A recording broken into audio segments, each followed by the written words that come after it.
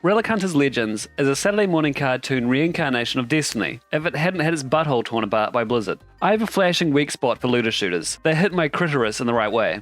But it wasn't until Relic Hunters Legends that I realised there's practically no top-down twin-stick options that scratch that same itch that Destiny managed to back in its heyday. I played the beta for Legends a few months ago, and I've been itching to tell you about it ever since. But I wanted to get a little further into this early access title before giving it the rathole seal of approval, just in case 3 hours into the campaign it tries to offer me NFTs or something. But well, fund the Taliban and call me a Clinton, it turns out it's actually pretty good.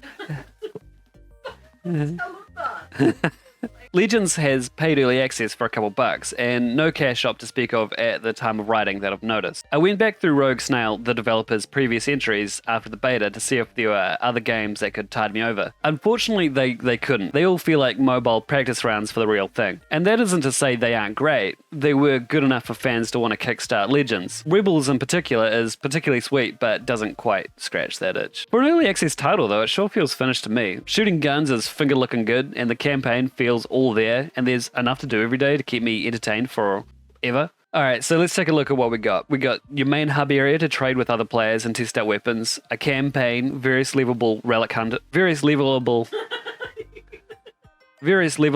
heroes with stats and ults to level, who all feel functionally different, instant mission nodes, and guns with more random buffs than a gay porno. Well, I think about gay pornos, and then I particularly like the loadout screen, which looks incredibly familiar, and you rely on a gear score, as usual, to know whether or not a challenge is right for you. You can upgrade your favourite gear, and the game lets you know ahead of time to not be shy about upgrading parts you're into, because you can always merge that gear into newly dropped stuff just down the line later. So no buyer's remorse there. It has drop-in co-op, and it isn't rare to land in a public mission already underway. You can play solo just fine, but it's always sort of a relief to have random friendos helping you in a public match, so you can just go into autopilot while they annihilate everything. It's a bit like wanking. It's always better with a friend. I will say though that you have shared inventory space across all your heroes, and some of them can use gear that the others can't, so you do kind of end up with like weird shit that's kind of in the way of everything else.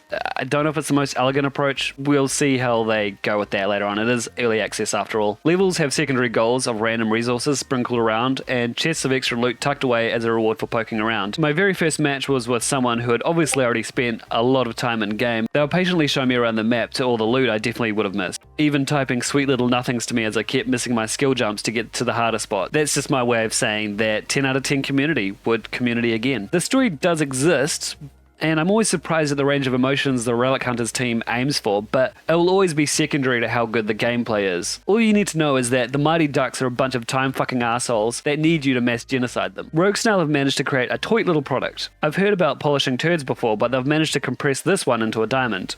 If you're wanting a new game to play with your 3 friends, or just something to turn your head off for as you get into the zone of dodge iframes and killing tons of dudes, then you should probably check out Relic Hunters Legends. I don't have anything deep here to say, so thanks for watching. Get the game. Well, it's technically the CIA, up until 1992, but yeah, there'll be a little history lesson.